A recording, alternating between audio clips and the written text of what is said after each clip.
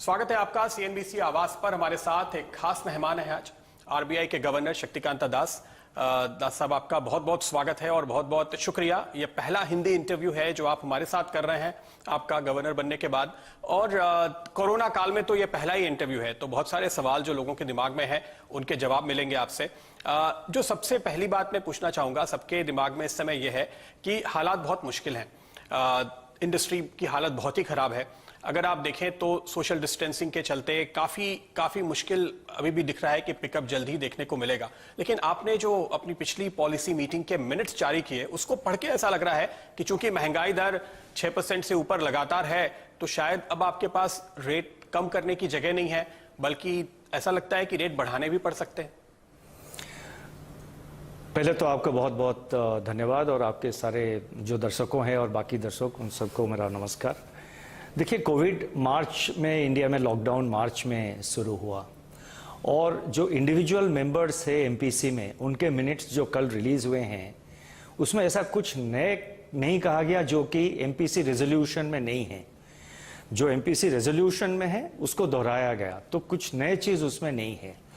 और आप अगर एमपीसी रेजोल्यूशन देखेंगे, उसमें बहुत साफ से ये बताया गया है, और मेरा जो मिनट्स है उसमें भी ये साफ बताया गया है, और बाकी मेंबर्स के मिनट्स में भी है कि पॉलिसी स्पेस है हमारे पास। ऐसे नहीं कि पॉलिसी स्पेस सारे एग्जॉस्ट हो गए। हम कुछ लोग कहते हैं कि रेट साइकिल खत्म हो गया, पॉलिसी स्पेस आरबीआई के पास कुछ नहीं रहा। ऐसा नहीं है बिल्कुल। मैंने अपने मेरा मिनट्स के मैं जिक्र करना चाहता हूँ, उसमें मैंने कहा कि we have to keep the arsenal dry. जो गन पाउडर है उसको ड्राई रखना चाहिए, और उसको फ्यूचर में अपॉर्चुनिस्टिकली और जुडिशियसली यूज करना चाहिए। तो पॉलिसी स्पेस है, उसको हम जुडिशियसली यूज करेंगे। आज का सबसे बड़ा चैलेंज ये है कि अनसर्टेनिटी, मतलब आगे जाके क्या होगा उसके बारे में काफी अनसर्टेनिटी है, और ये सारे डिपेंड करते हैं कि वैक्सीन कब निकलेगा, कोविड कब फ्लैटन आउट होगा। लेकिन मैं जो बार बार मार्च के बाद से हमारा जितने पॉलिसी स्टेटमेंट मैंने किया है, एमपीसी पॉलिसी हो या अलग से जो स्टेटमेंट दिया है, मैंने हमेशा ये कहा है कि देखिए, एक चीज होता है ह्यूमन रेसिलियंस और एक चीज होता है ऑप्टिमिज्म।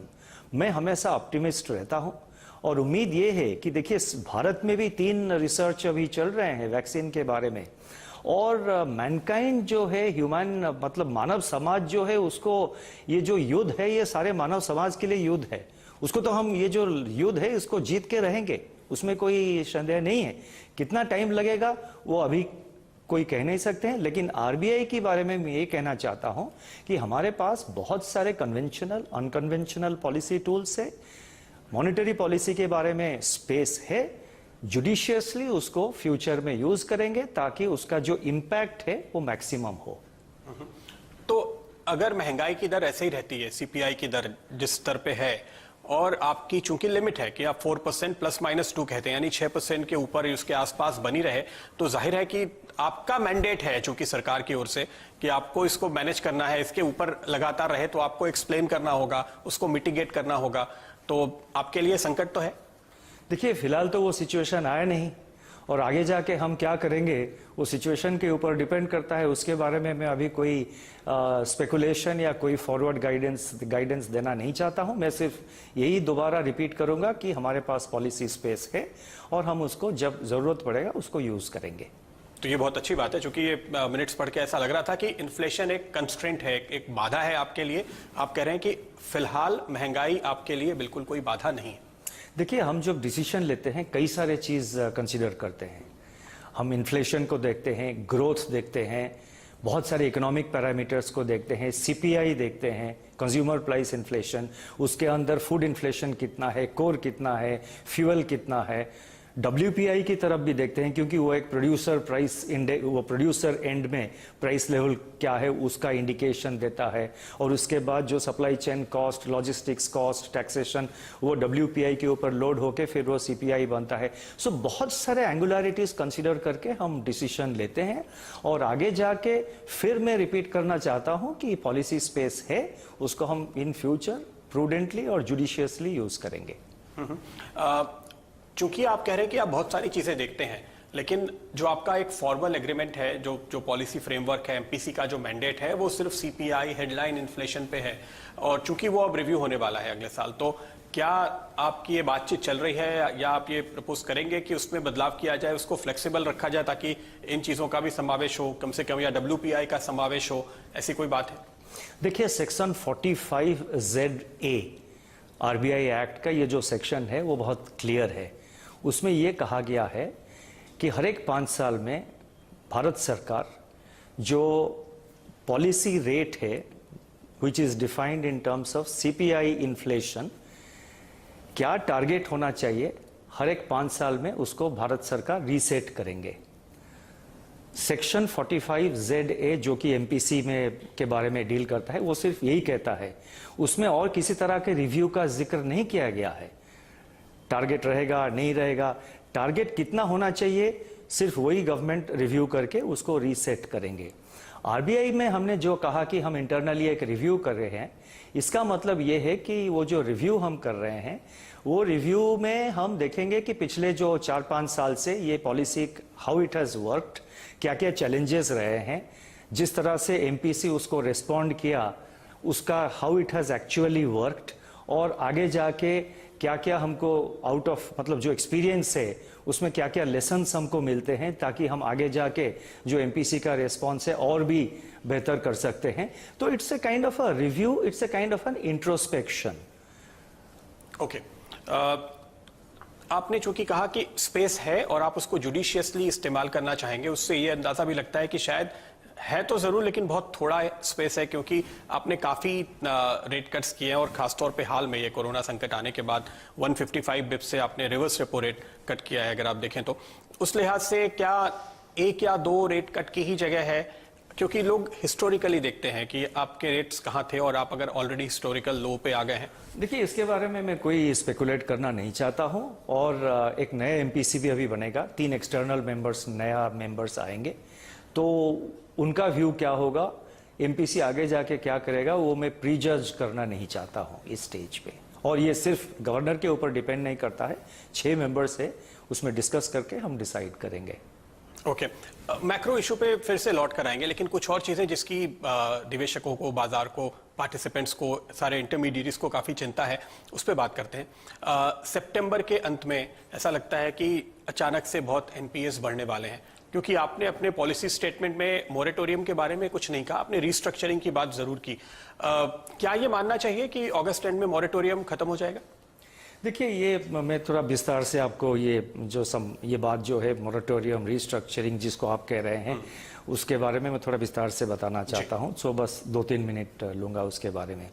हमने जो अभी डिसाइड किया, जिसको आप रीस्ट्रक्चरिंग कहते हैं, हम उसको कह रहे हैं कि कोविड रिलेटेड रिजोल्यूशन फ्रेमवर्क। ये रिजोल्यूशन फ्रेमवर्क बहुत सोच समझकर ये फैसला लिया गया है, और जब हमने फैसला लिया है 2 साइड कंसीडर करके हमने लिया है। एक तरफ हमारे लिए बैंकों की हेल्थ बहुत इंपॉर्टेंट है, बैंकों की हेल्थ बहुत इंपॉर्टेंट है, क्योंकि इकोनॉमी को, किसी भी इकोनॉमी जब ग्रोथ अचीव करना चाहिए, और पर्टिकुलरली कोविड के जो सिचुएशन है, हमको रिवाइव करना है इकोनॉमी को, तो बैंकों का रोल बहुत इंपॉर्टेंट है, तो बैंकों का हेल्थ अच्छा रहना चाहिए। दूसरी बात है कि बैंक किसके पैसे के साथ बैंक किसके पैसे के ऊपर लोन दे रहे हैं या काम कर रहे हैं, डिपॉजिटर्स पैसा है वो। तो डिपॉजिटर्स जो है, बड़े डिपॉजिटर है, छोटे डिपॉजिटर्स है, मध्यम वर्ग के डिपॉजिटर्स है, उनका जो डिपॉजिट्स है वो भी सेफ रहे, उसके ऊपर भी हम ध्यान देते हैं। ये एक तरफ है। दूसरे तरफ हमको कोविड सिचुएशन में ये भी देखना चाहिए कि बिजनेस जो है अभी बहुत स्ट्रेस में है, काफ़ी स्ट्रेस में है, और एक बिजनेस जब स्ट्रेस में रहता है तो उसके सामने 2 रास्ता है। जो लोन लिया है, टर्म लोन लिया है, उसके सामने 2 रास्ता है, बैंकों के लिए या RBI के लिए।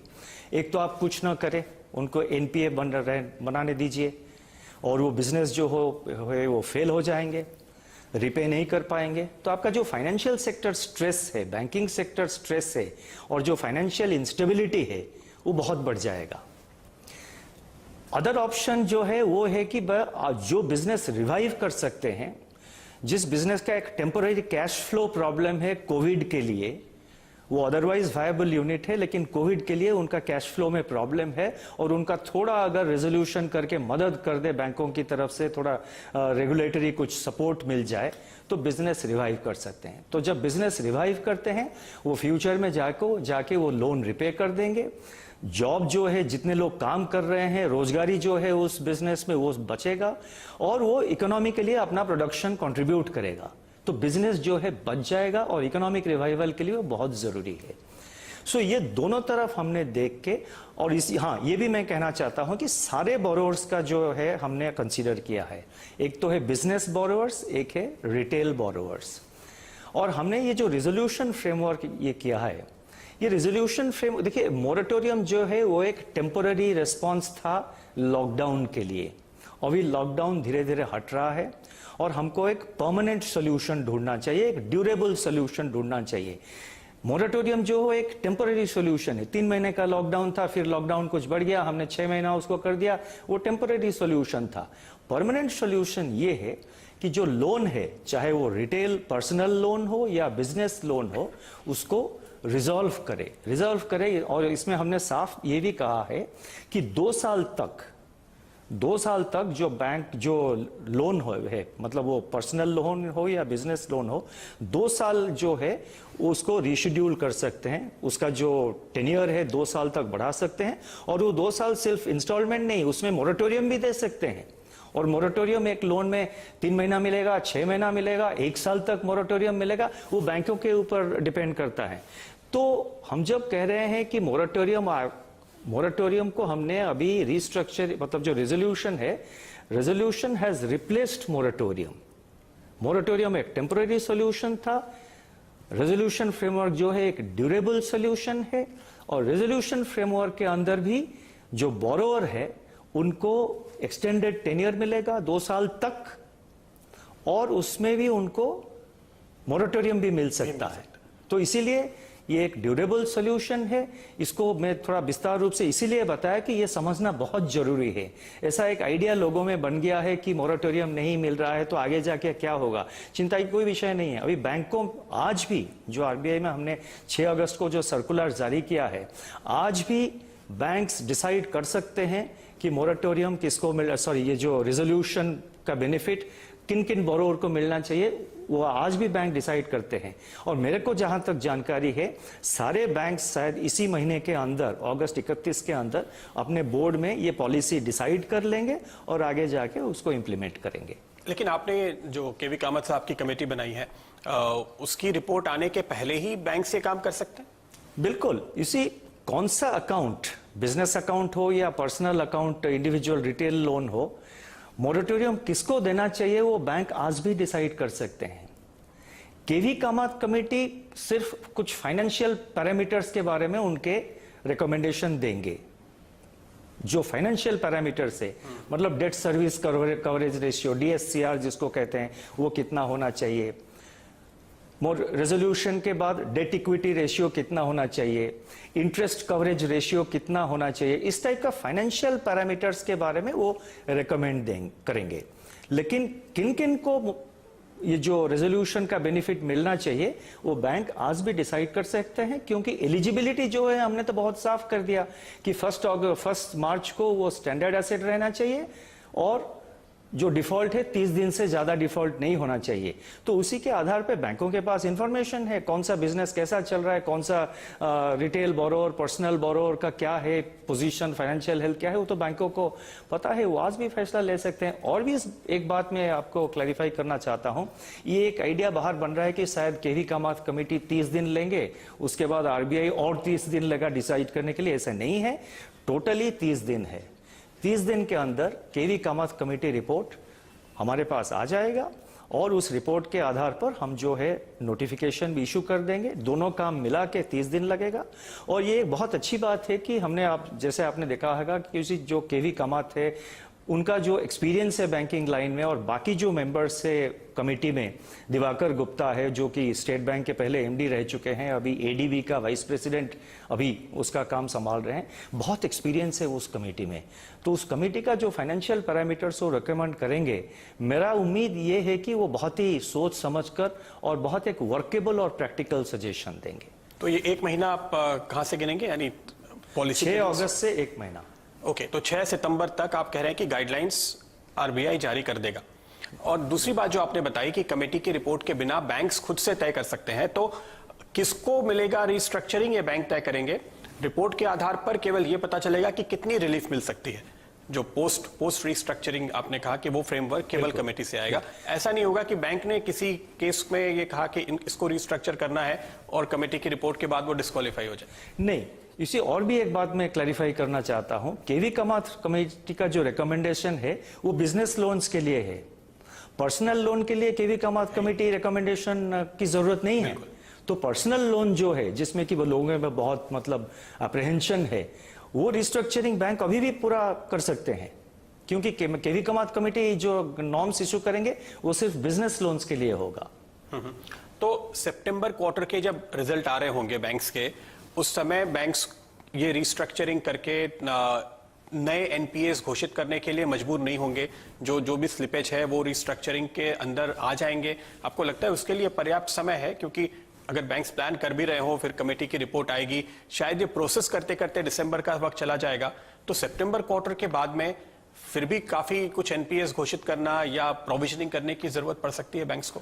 देखिए, हमारा जो रेजोल्यूशन फ्रेमवर्क है उसमें तो एक प्रोविजन का प्रावधान है कि 10% प्रोविजन उनको करना पड़ेगा बैंकों को, और जो इंटर क्रेडिटर एग्रीमेंट जो ज्वाइन नहीं कर रहे हैं उनको 20% की प्रोविजन करना पड़ेगा। तो वो तो है। और बाकी जो सितंबर क्वार्टर का एंड जो है उस तारीख में जो होगा बैंकों का एनपीए पोजीशन, वो वही रिपोर्ट करेंगे।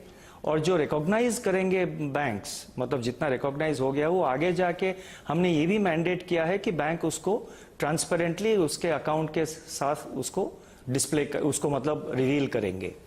तो इसके बारे में सितंबर क्वार्टरली बैंक का अकाउंट्स कैसा रहेगा वो उसको आगे जाके हम आईबीए के साथ कोई रिप्रेजेंटेशन आता है तो उनके साथ डिस्कस करेंगे और देखेंगे क्या इसका मतलब कोई डिफिकल्टी है, कठिनाइयां हैं, उसका कोई हल निकाल सकते हैं। और ये भी मैं कहना चाहता हूं, कुछ लोगों में ये भी ये आपने प्रश्न पूछा नहीं लेकिन बहुत रिलेवेंट है, मैं ये कहना चाहता हूं कि जो एनपीए बिल्डअप है 2014 का सिचुएशन अलग था। उस वक्त क्रेडिट डेटा सिस्टम नहीं था, तो इसीलिए कितने लोन्स रिस्ट्रक्चर हो रहे हैं, किस लोन का क्या सिचुएशन है, कितना रीपेमेंट हो रहा है, कितने अकाउंट SMA 1 में है, कितने अकाउंट SMA 2 में है, मतलब 30 दिन का डिफॉल्ट, 60 दिन का डिफॉल्ट, वो आरबीआई को जानकारी नहीं थी। लेकिन आज जो क्रेडिट डेटा सिस्टम है उसमें बैंक, एनबीएफसी सबका जो 5 करोड़ 5 करोड़ एंड अबव जितने लोन्स है वो लोन का स्थिति क्या है उसका रियल टाइम बेसिस पर हमारे पास इंफॉर्मेशन है। तो एनपीए क्या बिल्डअप हो रहा है, बैंकिंग सेक्टर में क्या हो रहा है, आज हमारा जो पोजीशन है, हमको बहुत सारे जानकारी जो आज है वो 2014 से पहले नहीं था, क्योंकि वो क्रेडिट सिस्टम आज रियल टाइम इंफॉर्मेशन आरबीआई को देती है। तो ये बहुत बड़ी इंप्रूवमेंट है बैंकिंग सेक्टर के लिए। कुछ बैंकर्स का लेकिन ये कहना है, आपने जो ये कहा कि मार्च में चूंकि वो 30 दिन का आपने लिमिट रखा है, मार्च की शुरुआत में स्टैंडर्ड होना चाहिए एसेट, ये कंडीशन है, तो कुछ बैंकर्स ये कह रहे हैं कि अगर आप इसको 90 दिन पूरा लेकर चलते कि अगर स्टैंडर्ड एसेट है, दिसंबर तक पेमेंट है, तब भी उसको कंसिडर किया जा सके, क्योंकि उनको ऐसा लगता है कि ये रूल बाद में बदल गया। अगर किसी बोरोवर को ये पता होता कि 30 दिन के ऊपर अगर पैसा जाता है तो मुझे रिस्ट्रक्चरिंग नहीं मिलेगी, तो शायद वो पैसा दे देता, क्योंकि उसको पता था कि 90 दिन तक एनपीए नहीं होगा, तो कुछ लोगों ने डिलेड पेमेंट किया। नहीं, वो कहना ठीक नहीं होगा मेरे हिसाब से, क्योंकि आगे जाके हम एक रेजोल्यूशन फ्रेमवर्क करेंगे, ये तो किसी को पता नहीं था। तो आप कैसे प्रीजज कर सकते हैं कि आगे जाके आरबीआई मतलब मोरेटोरियम एक्सटेंड करता जाएगा? और तो इसलिए बेंचमार्क 90 डेज का ही था। और भी मैं ये कह रहा हूं, हमने ये जो रेजोल्यूशन फ्रेमवर्क कहा है, वी हैव कॉल्ड इट, ये है resolution framework for Covid related stressed assets. ये कोविड रिलेटेड जो स्ट्रेस है हम उसको एड्रेस कर रहे हैं। इसका मतलब है कि हमने जो 30 days not in default for more than 30 days, इसका मतलब ये है कोई भी बैंक अगर फरवरी में डिफॉल्ट किया है वो आज भी एलिजिबल है। अगर आप मतलब मान लीजिए कि 1 फरवरी से पहले आपने डिफॉल्ट कर लिया, उसका कोविड के साथ कोई संबंध नहीं है। वो बिजनेस साइकिल हो सकता है, वो इंडिविजुअल कंपनी का कुछ इश्यूज और प्रॉब्लम्स हो सकते हैं, उसके कई कारण हो सकते हैं। वो प्रॉब्लम तो हम एड्रेस नहीं कर रहे हैं, हम कोविड का जो स्ट्रेस है उसको एड्रेस कर रहे हैं। और किसी भी बैंकिंग सिस्टम में जब आप रेजोल्यूशन फ्रेमवर्क एक प्रोवाइड करते हैं, कोई एक्सट्रीम स्ट्रेस हो उसी सिचुएशन में प्रोवाइड करना चाहिए। और जो ये रेजोल्यूशन फ्रेमवर्क जो कोविड स्ट्रेस रेजोल्यूशन में जो एलिजिबल नहीं है, वो आज भी जून 7 सर्कुलर के अंदर स्ट्रेस रिजल्व उनका जो असेट है रिजॉल्व कर सकते हैं। जून 7 सर्कुलर जो पिछले साल हमने जारी किया था वो आज भी वैलिड है, और हमने 6 महीने के लिए asset classification stand still they दिया। आप मान लीजिए 1 मार्च को किसी ने मान लीजिए 50 दिन का डिफॉल्ट में था, उसी दिन से उसका घड़ी जो एसेट क्लासिफिकेशन घड़ी 1 मार्च से बंद, 31 अगस्त के बाद 1 सितंबर से उसका जो एसेट क्लासिफिकेशन घड़ी फिर चालू होगा। तो मान लीजिए वो 50 दिन डिफॉल्ट किया है, उसके पास और 40 दिन है वो लोन रेक्टिफाई करने के लिए, उसको मतलब एनपीए जैसे ना बने उसके लिए स्टेप्स लेने के लिए उसके पास समय है। और बैंकों के पास और बोरोवर के पास 7 जून सर्कुलर है। 7 जून सर्कुलर के फ्रेमवर्क के अंदर वो जो एसेट इस हमारे जो कोविड स्कीम में एलिजिबल नहीं है उसको पिछले साल 7 जून सर्कुलर में रिजॉल्व कर सकते हैं।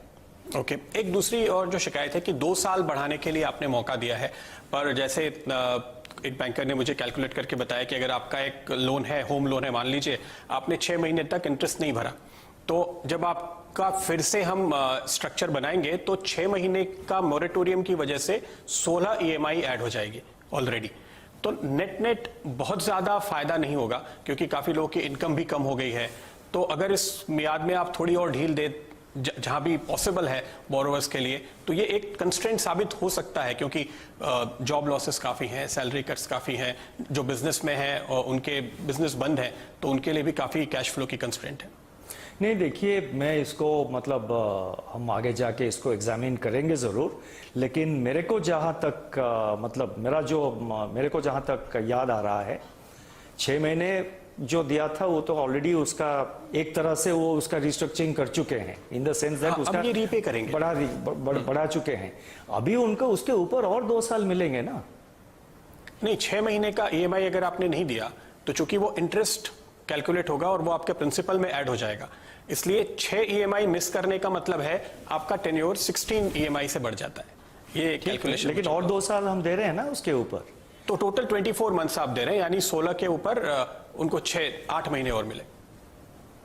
नहीं ऐसा नहीं, हम अब 2 साल दे रहे हैं उनको जो 6 महीने का मोरेटोरियम दे दिया है, और बाकी जो 2 साल वो 6 महीने के ऊपर और 2 साल हम दे रहे हैं। आप जो प्रश्न बता रहे हैं वो क्वेश्चन किसी ने हमारे पास अभी कोई ये डाउट किसी बैंक से हमारे पास आया नहीं है। कोई अगर बैंक से ये क्वेश्चन सवाल आता है तो उसको हम एग्जामिन करके क्लैरिफिकेशन इशू कर देंगे। मैं टीवी इंटरव्यू में ऑफ हैंड कोई रिप्लाई देना नहीं चाहता हूँ। अगर बैंकों के पास ये डाउट है और हमारे पास आईबीए की तरफ से या बैंकों की तरफ से एक क्वेश्चन आता है, उसको हम क्लैरिफिकेशन जरूर इशू करें। तो आप ये कह रहे हैं कि ये आपके हिसाब से सही है ड्यूरेशन, और अगर जरूरत है तो आप उसके लिए तैयार हैं, आप मदद करने की कोशिश कर रहे हैं? जरूरत है मदद करने के लिए, इसके बारे में मैंने कुछ नहीं कह रहा हूं। मैं सिर्फ ये कह रहा हूं कि ये जो स्कीम हमने ड्रॉ किया है उसको बहुत सोच समझ कर और इसमें बहुत कंसल्टेशन किया। ऐसा नहीं कि सिर्फ आरबीआई के अंदर इसको हमने डिस्कस करके कर दिया है, हमने बहुत इसमें कंसल्टेशन किया। कई बैंकर्स के साथ भी कंसल्टेशन किया है। हमारे माइंड में क्या है ये नहीं बताया, लेकिन डिटेल कंसल्टेशन किया है हमने बैंकों के साथ। कुछ रिटायर्ड बैंकर्स के साथ भी हमने भी कंसल्टेशन किया है। मार्केट के कुछ फाइनेंशियल एक्सपर्ट्स उनके साथ भी कंसल्टेशन किया है। आरबीआई के अंदर बहुत इसको सोच समझकर फैसला लिया गया है, और हमारा ये उम्मीद है और हमारा ये मानना है कि ये चाहे वो रिटेल बोरोवर हो या तो फिर बिजनेस बोरोवर हो, बिजनेस लोन हो या रिटेल लोन हो, ये जो बोरोवर है उसके लिए वो बहुत बेनिफिशियल रहेगा। चूंकि आपने ये बात बिल्कुल साफ कही कि आपकी ये जो करंट पॉलिसी है वो पूरी तरह से फोकस्ड है कोविड रिलेटेड जो दिक्कतें हुई हैं उस पे, लेकिन कोविड के पहले भी जब हम पॉलिसी में मिलते थे उसके अलावा बातें होती थी, तो ये बात लगातार उठी है कि एक मंदी का, कमजोरी का, एनपीएस का दौर चल रहा था। कुछ सेक्टर्स को जैसे कि रियल एस्टेट है, एक मदद की जरूरत है। क्या चूंकि जब अब आप रिकवरी की बात कर रहे हैं तो सेक्टर की प्रॉब्लम पिछले 3 महीने की है, 6 महीने की है या उसके पहले की है, उसको देखते हुए कुछ खास सेक्टर्स के लिए रिलीफ लाने पर क्या आप विचार करेंगे? क्योंकि वहां पे पैसे फंसे हुए हैं, कैपिटल फंसी हुई है, वो फ्री होती है तो ही आप इकोनॉमी को रिवाइव होते हुए देखेंगे? देखिए, रियल एस्टेट सेक्टर के बारे में सरकार की तरफ से भी बहुत सारे डिसीजंस लिए गए हैं। एक रियल एस्टेट जो हाफ कंप्लीट या इनकम्प्लीट प्रोजेक्ट्स है, उसके लिए सरकार की तरफ से भी काफ़ी वो मदद दे रहे हैं, और वो कई सारे स्टेप्स गवर्नमेंट ने मतलब गवर्नमेंट की तरफ से लिया गया है। और जहाँ तक हमारा आरबीआई का पोजीशन है, मैंने जैसे आपको पहले बताया, जितने सारे असेट्स इस टाइप के हैं जो जिनका कि कोविड से पहले प्रॉब्लम था, उनको हमारा जो 7 जून सर्कुलर है, 7 जून सर्कुलर के अंदर उनको रिजॉल्व करना पड़ेगा। तो आपने जो एक आंकड़ा हमको मिला था फाइनेंशियल स्टेबिलिटी रिपोर्ट में, उस समय ये रिस्ट्रक्चरिंग की बातें नहीं थी। तो उस वक्त जो डेटा था कि ओवरऑल 8.5% से बढ़ के 12.5% या 14.7% तक एनपीए हो सकता है। अब चूंकि इस रेजोल्यूशन मैकेनिज्म में काफी लोग क्वालिफाई करेंगे, आपका क्या अपना कोई असेसमेंट है? क्योंकि एक रेटिंग एजेंसी की रिपोर्ट मैंने देखी तो वो कह रहे हैं कि 8.4 लाख करोड़ या ऑलमोस्ट 7.7% केसेस क्वालिफाई कर जाएंगे, तो आपके एनपीएस फिर इतने कम हो जाते हैं। तो अब आपका क्या असेसमेंट है? एनपीएस दरअसल कितने बढ़ेंगे या नहीं बढ़ेंगे? बिल्कुल देखिए, जो हमने कहा था 12.5% वो बेस लाइन सिनेरियो था, और 14.7% जो हमने कहा था वो था एक्सट्रीमली सीवियर स्ट्रेस, मतलब बिल्कुल very severe stress, extreme stress, वो हमने कहा था। ये जो स्कीम हमने डिजाइन किया है, हमारा ये एक्सपेक्टेशन है, आरबीआई का ये एक्सपेक्टेशन है कि इसमें बहुत सारे बिजनेस ज़रूर रिकवर कर जाएंगे, रिवाइव कर जाएंगे, और आगे जाके वो उनका जो लोन है वो बिल्कुल उसको सही तरह से रिपे कर सकेंगे। और इसीलिए हमने थोड़ा सा उनको रेगुलेटरी जो है डिस्पेंसेशन दिया कि वो आगे जाके उसको मेंटेन कर सकते हैं, और अपना अकाउंट जो है वो एनपीए कभी बनने नहीं देंगे आगे जाकर। और हमने इस बार काफ़ी मतलब जो स्कीम है उसको काफ़ी मतलब बोरोर का जो इंटरेस्ट है उसको नज़र में रखा है, फाइनेंशियल स्टेबिलिटी जो है उसको नज़र रख के दोनों तरफ को मतलब दोनों तरफ का जो रिक्वायरमेंट है उसको मतलब उसको कंसीडर करके एक बैलेंस्ड डिसीजन लिया है।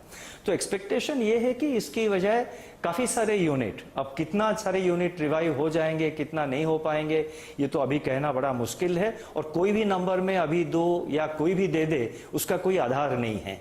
That will depend on how it plays out in the future. पर वो चिंता काफी कम हो गई है इस स्कीम से, ये तो कह सकते हैं। चिंता कम हो गई है ना, ये नहीं कि हमने उसको एक रेगुलेटरी एक फोरबेरेंस दे दिया।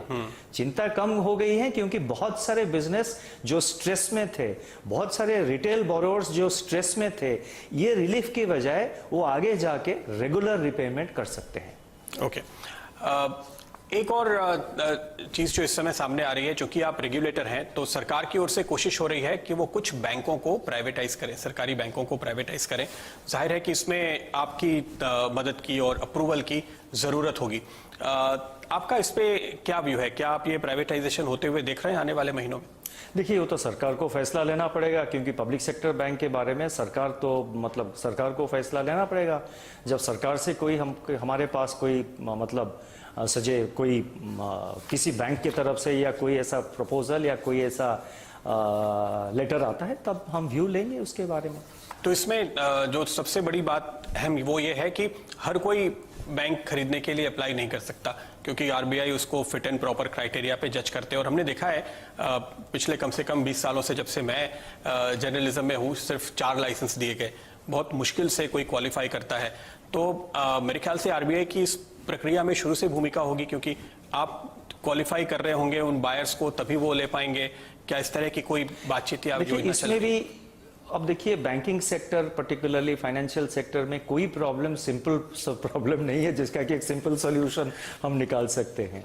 एक तरफ ये है कि हमारे देश में जो है क्रेडिट टू जीडीपी रेशियो बहुत कम है। कुछ लोगों का मानना है कि क्रेडिट टू जीडीपी रेशियो बढ़ना चाहिए, भारत देश में और भी बैंक्स बनना चाहिए। दूसरे तरफ फिट एंड प्रॉपर क्राइटेरिया जो है वो बहुत ज़रूरी है, क्योंकि बैंक्स जो है बाकी सारे बिजनेस की तरह नहीं है। बैंक जो है वो मतलब डिपॉजिटर के पैसे के बेसिस पर अपना बिजनेस करते हैं। और आपको पता होगा और कि हमने एक इंटरनल वर्किंग ग्रुप अभी बनाया है। इंटरनल वर्किंग ग्रुप जो है वो मतलब गवर्नेंस की तरफ देख रहे हैं और ओनरशिप एस्पेक्ट्स ऑल्सो वो रिव्यू कर रहे हैं इंटरनल वर्किंग ग्रुप में।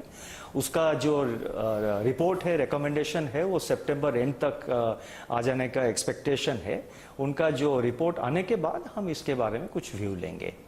तो यानी उन में नियमों में थोड़ी ढील दी जा सकती है, खासतौर पे जो कॉर्पोरेट इन्वेस्टमेंट को लेकर के कंस्ट्रेंट है, क्योंकि आप किसी भी कॉर्पोरेट को बैंक बनाने, चलाने या खरीदने की अनुमति नहीं देते। रिपोर्ट आ जाने दीजिए, फिर उसको हम कंसिडर करेंगे। अभी तो मैं इसके बारे में कोई स्पेकुलेशन करना नहीं चाहता हूँ। ओके, बैंकिंग रेगुलेशन पे चूंकि हम बात कर रहे हैं, तो इसमें एक और बहुत ही बड़ा स्टेप आपने लिया, यस बैंक को जिस तरह से रेस्क्यू किया गया, क्योंकि उस समय काफी एक्सपर्ट्स ये कह रहे थे कि अगर इस बैंक को कुछ हुआ तो इसके पीछे और दूसरे प्राइवेट बैंक्स पे भी रन हो सकता है। तो ये बहुत ही बोल्ड स्टेप था, हम कहेंगे आरबीआई की ओर से, क्योंकि आपने काफी सारे कदम उठाए, काफी सारी नियमों में ढील दी और इस पूरे स्ट्रक्चर को जिस तरह से खड़ा किया गया, उसके लिए आपको जरूर बधाई देनी चाहिए। लेकिन ये एक कोई टेम्पलेट या कोई फ्रेमवर्क तैयार नहीं हुआ है। आगे अगर फिर से कोई ऐसी दिक्कत होती है तो क्या होगा? जैसे पीएमसी बैंक के जो डिपॉजिटर्स हैं वो पहले शिकायत कर रहे हैं, आपने कहा कि नहीं वो कोऑपरेटिव बैंक है तो वो इस तरीके से नहीं चल सकता।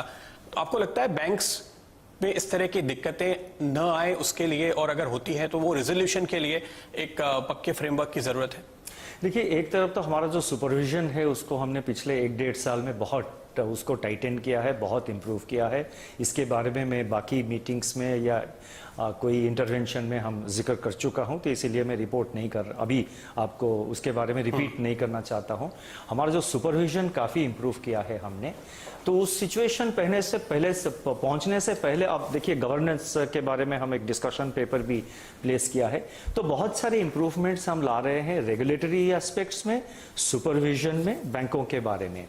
और जो फ्रेमवर्क है वो सेक्शन 45 जो है, नॉट सेक्शन 45 लेकिन बैंकिंग रेगुलेशन एक्ट में जो प्रोविजन है, बैंकिंग रेगुलेशन एक्ट के अंदर जो प्रोविजन है उसके ऊपर, और आरबीआई एक्ट में भी जो प्रोविजन वगैरह है उसमें रिजॉल्व कर सकते हैं। ऐसे बात नहीं है कि शेड्यूल्ड कमर्शियल बैंक्स को हम रिजॉल्व नहीं कर सकते हैं, आज भी उसको रिजॉल्व कर सकते हैं, लेकिन कोशिश ये है कि वो सिचुएशन न पहुंचे। और कोऑपरेटिव्स?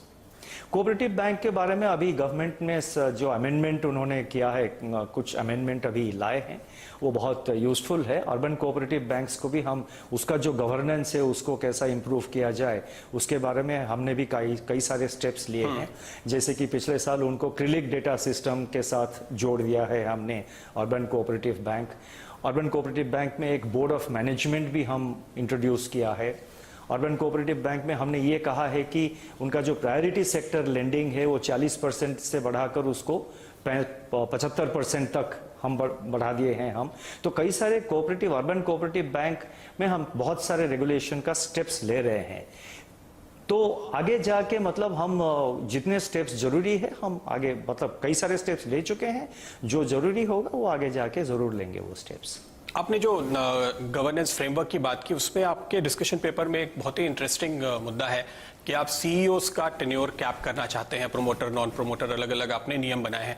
तो ये कोई भी ड्यूरेशन कि 10 साल होना चाहिए, 15 साल होना चाहिए, ये आपने किस तरह तय किया? देखिए, उसका बहुत सारे कारण है और बेसिस भी है क्यों हमने 10 साल और 15 साल रखा है। लेकिन एट दिस पॉइंट, क्योंकि वो डिस्कशन पेपर अभी हमने पब्लिक डोमेन में रखा है और बहुत सारे सजेशंस आ चुके हैं, हम उसको एग्जामिन कर रहे हैं और जितने सारे सजेशंस आए हैं उसको कंसीडर करके हम फाइनल जो डॉक्यूमेंट है वो रिलीज करेंगे। तो अभी मतलब वो जो 10 साल 15 साल या किसी भी एस्पेक्ट के बारे में मैं कोई कुछ कहना नहीं चाहता हूं, क्योंकि सजेशंस आ चुके हैं। उसको पहले हमको एग्जामिन करने दीजिए। एग्जामिन करके जहां जहां कुछ मॉडिफिकेशंस की जरूरी है या कई जगह ऐसे भी हो सकते हैं कि हमको इम्प्रूवमेंट करना चाहिए, वो भी करेंगे। तो सजेशंस को मद्देनजर हम डिसीजन लेंगे आगे जाके। अच्छा, जो पूरी आपने बात उठाई है और एक मियाद तय करना चाहते हैं, अगर आप देखें तो उदाहरण के तौर पे आप 2 ऐसे बैंक देख सकते हैं जहां पे लॉन्गेस्ट सर्विंग सीईओज रहे हैं, और उसके मुकाबले में कुछ बैंकों में जहां पे दिक्कतें आई, जहां पे इनकम्बेंट्स को एक्सटेंशन नहीं दिया, आरबीआई ने बदलाव करना पड़ा, वहां पे दरअसल सीईओज बदल रहे थे और उसके बावजूद वहां दिक्कत आई। तो ये पूरा का पूरा ये मानना कि सीईओ के टेन्योर से कॉर्पोरेट गवर्नेंस इंप्रूव होती है, क्या ये? देखिए, मैं ये जो डिस्कशन है इसको मैं पर्सनल नहीं करना चाहता हूं। दोनों तरफ एग्जाम्पल्स है। अच्छे बैंक्स जो आप कह रहे हैं, long serving tenure, long tenure रहा है। लॉन्ग टेन्योर रहते हुए भी कुछ बैंक जो है मतलब वो फेल हो गए हैं। तो दोनों तरफ की एग्जाम्पल्स है। गवर्नेंस डॉक्यूमेंट हमने जो गवर्नेंस पेपर अपलोड किया है पब्लिक डोमेन में, जिसके सजेशंस आ गए हैं, उसको हम कंसिडर करके एक बैलेंस्ड और कैलिब्रेटेड डिसीजन हम लेंगे। एक और मुद्दा जिस पे सभी की नजर है वो गोल्ड से रिलेटेड पॉलिसीज हैं, जिसमें हाल के दिनों में सरकार की ओर से काफी इनिशिएटिव लिए जा रहे हैं और भी आगे लिए जाएंगे ऐसा हमें लगता है। गोल्ड के लिए एक एमनेस्टी स्कीम लाने पर बात हो रही है। जाहिर है कि इस पे आरबीआई की मंजूरी, सहमति या कंसल्टेशन जरूरी होगा।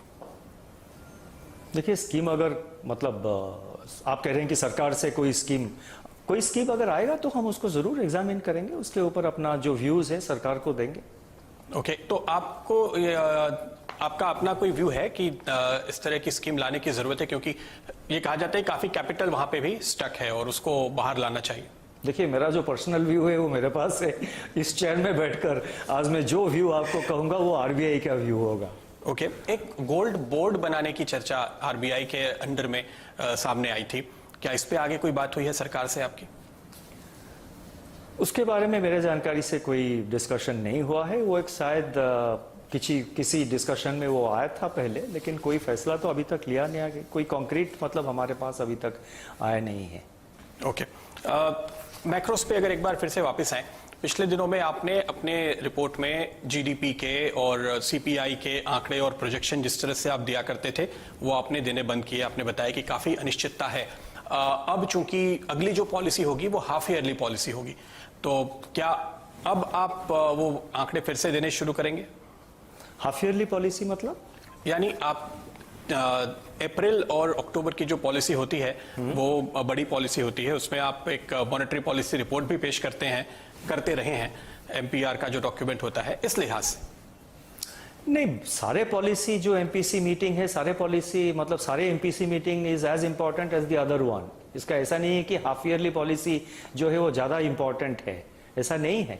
और एक बात आपको भी कहना चाहता हूं, हर एक एमपीसी से पहले हम बहुत कंसल्टेशन करते हैं, इनफॉर्मली बहुत कंसल्टेशन करते हैं। हम करते हैं, एनपीसी के जो मेंबर्स है वो भी अपने लेवल पर कंसल्टेशन वगैरह करते हैं। और ऐसा नहीं कि हाफ ईयरली जो एमपीसी होगा वो कुछ ज्यादा इंपॉर्टेंट है, वो वैसा नहीं है। चूंकि एमपीआर आता है, मेरे कहने का ये मतलब नहीं था। सारे मीटिंग्स इंपॉर्टेंट है। मार्च के मीटिंग में हमने आरबीआई के हिस्ट्री में शायद सबसे बड़ा मतलब कई सालों में ये बहुत बड़ा एक कट था, 75 बेसिस पॉइंट्स जो हमने कट किया मार्च में। वो तो मतलब हाफ ईयरली मीटिंग उसको मतलब बाई कोइंसिडेंस हाफ ईयरली वो हो गया मतलब मार्च में, लेकिन ऐसा वो नहीं है। और फिर आगे जाके हमने मई में भी 40 बेसिस पॉइंट कट किया। तो एवरी एमपीसी मीटिंग जो है वो इम्पोर्टेंट है। तो क्या अब आप इस स्थिति में हैं कि आप फिर से जीडीपी और इन्फ्लेशन के आंकड़े देने शुरू करें, या अभी और इंतजार करना पड़ेगा? इस वक्त क्या असेसमेंट? देखिए, आगे जाके अगला एमपीसी मेंबर्स जो आते हैं, एक्सटर्नल कमेटी मेंबर्स आते हैं, उसको उनका व्यूज भी जरूर कंसिडर करना पड़ेगा। आप जो कह रहे हैं इसका ये है कि जो एनवायरनमेंट है, एक्सट्रीम अनसर्टेनिटी, इसमें आप कोई भी फिगर दे दे, आप आगे जाके 15 दिन मतलब या 1 महीने के बाद वो पोजीशन बिल्कुल चेंज हो जाता है। और आरबीआई के पास ये लग्जरी नहीं है कि हम एक फिगर आज दे दें और कल इसको बदल दे। तो हम बहुत केयरफुली कहना चाहिए, सेंट्रल बैंक जब एक कोई फिगर देता है उसका मतलब वो सॉलिड होनी चाहिए। और जो अनसर्टेनिटी है इस सिचुएशन में, कोई भी नंबर देना और ये कहना कि यही होगा इस साल का जीडीपी, वो बिल्कुल मुश्किल है। और इसीलिए हम कोई नंबर नहीं दे रहे हैं, हम गाइडेंस दे रहे हैं, डायरेक्शनल गाइडेंस दे रहे हैं कि इस साल का जो है फर्स्ट हाफ में कॉन्ट्रैक्शन विल बी सीवियर, लेकिन सेकेंड हाफ H2 में इंप्रूवमेंट होगा और एनुअल जो ग्रोथ है इस साल नेगेटिव रहेगा। एक फॉरवर्ड गाइडेंस हमने दे दिया। और नेगेटिव में कितना नेगेटिव वो कहना मतलब बहुत मुश्किल है। इसमें मतलब कोई भी नंबर आप दे दे वो आगे जाके जरूर उसको बदल जाएगा। इसका ये मतलब नहीं है कि हम हेजिटेट कर रहे हैं और वी आर प्लेइंग सेफ। कुछ क्लैरिटी आ जाए, मतलब मान लीजिए कोविड कब थोड़ा सा फ्लैटन हो गया और लॉकडाउन रिमूव हो गया बहुत सारे जगह पे और नए हॉटस्पॉट्स आना बंद हो गए, तो कुछ क्लैरिटी आ जाए तो फिर हम इन्फ्लेशन हो या जीडीपी है उसके बारे में हम नंबर जरूर देना शुरू कर देंगे। बिल्कुल। दरअसल आपने जो रेट कट्स अभी तक किए हैं, जैसे आपने कहा, बहुत ही बोल्ड मूव माना जाएगा, क्योंकि आपने वक्त की नजाकत को देखते हुए 55 basis point reverse repo rate काटा, 115 बेसिस पॉइंट आपने रेपो रेट काटा एक के बाद एक मीटिंग्स में। तो इसकी वजह से जो ट्रांसमिशन हुआ है वो भी अपने आप में एक रिकॉर्ड है, जैसे आपने पिछली पॉलिसी में बताया। अभी तो बहुत ही इफेक्टिव ट्रांसमिशन आप हासिल कर पाए। उसके पीछे जो एक बड़ी वजह मानी जा रही है कि आपने रेट के साथ साथ जो LTRO किए, ट्विस्ट किया, हर तरह के अनकन्वेंशनल मेजर्स यूज किए। तो क्या आपको लगता है कि अभी भी यहां से आगे, क्योंकि फिर से अब यील्ड्स बढ़नी शुरू हुई हैं, फिर से थोड़ा मार्केट में अनसर्टेनिटी है, लोगों को लगता है शायद अब और ज्यादा जगह नहीं है, इन्फ्लेशन बढ़ रही है, तमाम तरह के सवाल हैं बॉन्ड प्लेयर्स के दिमाग में, तो क्या आप इसको मैनेज करने के लिए, स्प्रेड को मैनेज करने के लिए और अनकन्वेंशनल कदम आगे अभी उठाएंगे? देखिए, मैंने पिछले मॉनेटरी पॉलिसी स्टेटमेंट में और उससे पहले भी आई थिंक पिछले जो 4 महीने में मार्च के बाद जितने स्टेटमेंट मैंने दिया है उसमें रिपीटेडली मैंने ये कहा है कि वी स्टैंड बैटल रेडी, मतलब युद्ध के लिए आरबीआई तैयार है। सारे कन्वेंशनल अनकन्वेंशनल इंस्ट्रूमेंट्स हमारे टेबल पर है और कुछ नए इंस्ट्रूमेंट्स भी हमारे टेबल पे है। जब जब जरूरत पड़ेगा हम उसको यूज करेंगे। तो ये मैं इसलिए कह रहा हूं क्योंकि मैं आपको आंकड़े देता हूं। टी बिल और 10 ईयर के बीच इस समय करीब 2.5%, 2.5% का स्प्रेड है, जो कि एवरेज 83 बिप्स होता है, तो आप 80-85 बिप्स मान सकते हैं। तो ये बहुत ज्यादा है। इवन अगर आप देखिए तो AAA का स्प्रेड 35-40 बिप्स चलता है, लेकिन AA प्लस में 150 बिप्स हो जाता है, AA माइनस में तो 325 बिप्स है, जो कि बहुत ही ज्यादा है। तो आपने शॉर्ट टर्म के रेट्स तो कम कर लिए आपके मूव्स की वजह से, लेकिन अभी भी जो एक्चुअल बोरोइंग कॉस्ट है वो इतनी कम नहीं हो पाई है। इसको आप कैसे एड्रेस करेंगे? पिछले जो MPC स्टेटमेंट में मैंने सारे डिटेल्स दिया है। AAA बॉन्ड्स में कितना कम हुआ, आई थिंक शायद 276 बेसिस पॉइंट्स या 200 के ऊपर बेसिस पॉइंट्स कम हुआ है प्री कोविड और अभी का जो सिचुएशन है। AAA, AA, even BBB minus, जो कि इन्वेस्टमेंट ग्रेड है लेकिन लोएस्ट ग्रेड इन्वेस्टमेंट ग्रेड है, BBB माइनस, उसमें भी rates I think 50 basis points कुछ कम हुए हैं। So across the board financial sector में जो बॉन्ड मार्केट में है रेट्स कम हुए हैं। नए लोन के लिए बैंकों के, मतलब बैंक का जो नए लोन है उसमें भी 160, 161 बेसिस पॉइंट्स जो ट्रांसमिशन हुआ है और मार्च के बाद 92 बेसिस पॉइंट्स ट्रांसमिशन हुआ है बैंकों के नए लोन पर। तो ट्रांसमिशन तो जो मॉनेटरी पॉलिसी का है दोनों तरफ, नए लोन के लिए और कॉर्पोरेट बॉन्ड, दोनों तरफ ट्रांसमिशन हुआ है। फाइनेंशियल मार्केट्स को हम डेली रेगुलरली, हमारा जो टीम है उसको वॉच करते हैं, मॉनिटर करते हैं और जब भी कोई इंटरवेंशन की जरूरत पड़ेगा हम इंटरवेन करेंगे, पॉलिसी इंस्ट्रूमेंट्स यूज करेंगे। लेकिन कब करेंगे, कौन सा इंस्ट्रूमेंट करेंगे, ये मैं कहना नहीं चाहता हूँ। तो आपका ये एश्योरेंस काफी है। दूसरी चीज अगर आप देखें, एक तो आप रेट की बात कर रहे हैं, दूसरे की कितने लोन मिल रहे हैं। अगर आप पिछले साल भर में देखें तो करीब अराउंड 5.5 लाख करोड़ का लोन दिया गया है, जो अगर उसके पहले के 12 महीने से आप कंपेयर करें तो करीब आधा हो जाता है। हाल में जो लोन बढ़े भी हैं उसमें मुझे लगता है बड़ा हिस्सा, करीब 20-25% तो वो है जो क्रेडिट गारंटी स्कीम के तहत दिया जा रहा है। तो जो अमाउंट डिस्पर्स हो रहा है इस समय बैंकिंग सिस्टम की ओर से वो भी काफी कम है। उसको बढ़ाने के लिए आप क्या करेंगे? देखिए, एक पेंटअप, मतलब एक पेंटअप डिमांड या पेंटअप एक इन्वेस्टमेंट के लिए हो या डिमांड के लिए हो, एक पेंटअप जो है फैक्टर अभी प्ले कर रहा है। सबको क्लैरिटी चाहिए आगे जाके ये कितने दिन तक चलेगा वो कोविड। तो किसी तरह से अगर बायोलॉजिकल सोल्यूशन, कोई वैक्सीन का सोल्यूशन निकल आता है या कर्व फ्लैटन हो जाता है, और वो तो जरूर होगा, मतलब वो 3 महीने में होगा, 6 महीने में होगा या उससे ज़्यादा टाइम लगेगा, ये मेरे कहने की मतलब कह नहीं पाऊंगा, लेकिन कंट्रोल तो ज़रूर होगा और उसके बाद ज़रूर। और इंडिया का जो पोजीशन है, मेरा ये कॉन्फिडेंस है और मेरा ये मानना है कि देखिए इंडिया का जो कोर रेसिलियंस है, जो इनहेरेंट स्ट्रेंथ है हमारे इकोनॉमी का, फंडामेंटल्स जो है और जो हमारे इकोनॉमी का एक जिसको कहते हैं कि बैकबोन है, वो बहुत सॉलिड है और इंडियन इकोनॉमी जरूर रिवाइव करेगी। एक आपने बहुत अच्छी बात कही अपने मिनट्स में कि पेट्रोल डीजल पे जो रेट बढ़े हैं टैक्स के, वो आप उम्मीद कर रहे हैं कि थोड़े नॉर्मलाइज होंगे तो उससे भी महंगाई कम होगी, तो इससे कंज्यूमर्स भी काफी खुश हैं। लेकिन चूंकि आप दोनों ही तरफ से बहुत अच्छी तरह परिचित हैं, आपने इतने सालों तक वित्त मंत्रालय में सरकार के साथ काम किया है, क्या सरकार के पास मौका है कि वो इसको रैशनलाइज कर पाए? देखिए, सरकार के पास मौका है, वो तो सरकार को फैसला करना पड़ेगा, मैं उसके बारे में कुछ नहीं कहना चाहता। लेकिन जो यील्ड बढ़ रही है अभी वो इस वजह से भी बढ़ रहे हैं कि कुछ 12 लाख करोड़ केंद्र सरकार को उठाना है। अगर राज्य सरकार जोड़ दें, अदर पीएसयूज जोड़ दें तो 20 लाख करोड़ तक का आंकड़ा हो जाता है।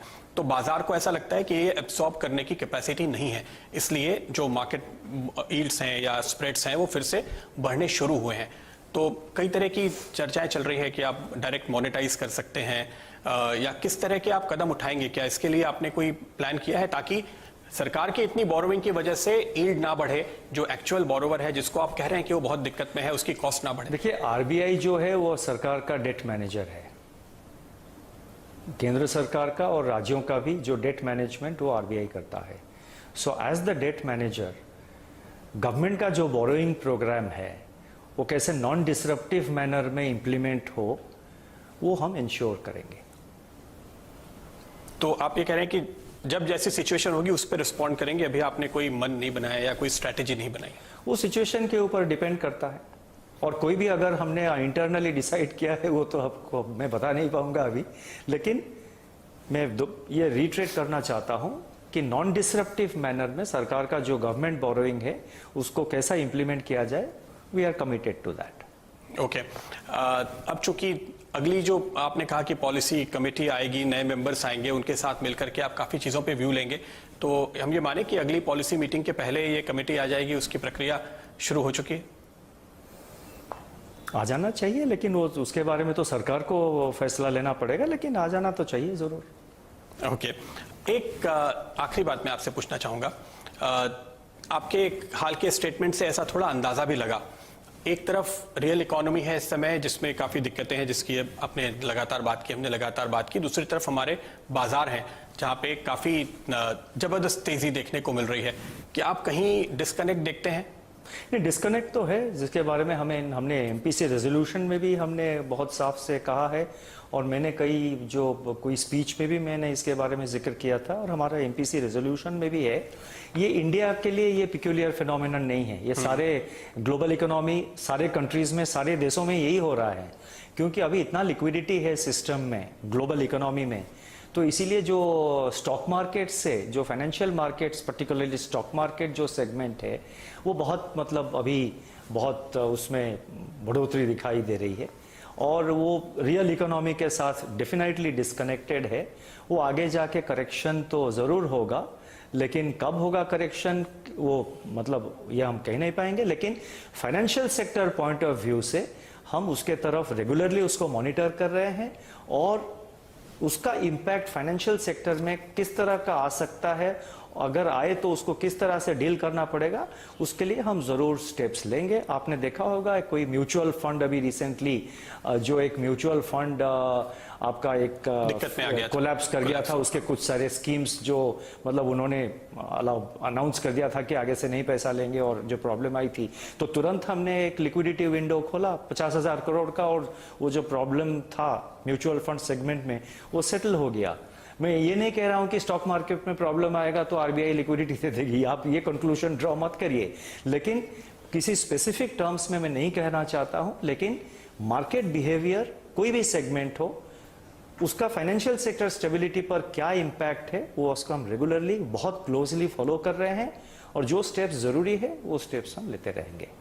इनफैक्ट आपने जो कदम उठाए थे म्यूचुअल फंड को लेकर के, उस पर जो हमारी बात होती थी, हमें जो फीडबैक मिला, mutual fund industry was pleasantly surprise कि आरबीआई ने इतने वक्त पे कदम उठाए, उसके लिए हम आपको जरूर बधाई देंगे। बाजार का ये जो डिस्कनेक्ट है, जो बाजार के पार्टिसिपेंट ये मान के चल रहे हैं कि ये साल तो गया, इस फिस्कल में अब आपको दिक्कतें पेश आएंगी, लेकिन अगले फिस्कल में फिर आपको एक अच्छी रिकवरी देखने को मिलेगी, क्योंकि बाजार 6 महीने, 9 महीने, 12 महीने आगे देखता है, और शेयर प्राइसेस काफी नीचे आ गए हैं इस कोविड के क्राइसिस में, तो इसलिए यहां पर खरीदारी देखने को मिल रही है। चूंकि अब हम 6 महीने का कम से कम क्राइसिस देख चुके हैं, क्या आपको लगता है कि बाजार की ये सोच ठीक है, या अगले वित्त वर्ष को भी लेके स्टॉक मार्केट के बारे में आई थिंक मेरे जो कोलीग है सेबी चेयरमैन, उनको वो कहना वो ज्यादा अच्छी तरह से बता सकते हैं, तो इसीलिए स्टॉक मार्केट या जो स्टॉक मैं इकोनॉमी की बात कर रहा हूं, उसके ऊपर मैं कुछ नहीं कहना चाहता हूं। इकोनॉमी के बारे में मैं ये कह रहा हूं कि अगर एक तरह से सर्टेनिटी आ जाता है कोविड कर्व के बारे में, या कोई वैक्सीन के बारे में, या जो नए हॉटस्पॉट्स डेवलप नहीं हो रहे हैं उसके बारे में थोड़ा अगर कुछ लेवल का सर्टेनिटी आ जाता है, तो डेफिनेटली इकोनॉमी विल रिवाइव। तो अगले वित्त वर्ष को लेकर के अभी से चिंता करनी चाहिए या अगले वित्त वर्ष में सुधार की उम्मीद करनी चाहिए जो लोग कर रहे हैं? नहीं, चिंता तो हम करते रहते हैं, इस साल का अगले साल का चिंता तो करते रहते हैं हम आरबीआई में। और करना चाहिए, किसको करना चाहिए इसके बारे में मैं नहीं कह सकता हूं, लेकिन आरबीआई में जो है हम इस साल अगले साल उसके बारे में हम जरूर एनालाइज करते रहते हैं और जो भी कदम जरूरत होगा हम लेंगे। बहुत बहुत शुक्रिया सर आपका। Thank you. नमस्कार।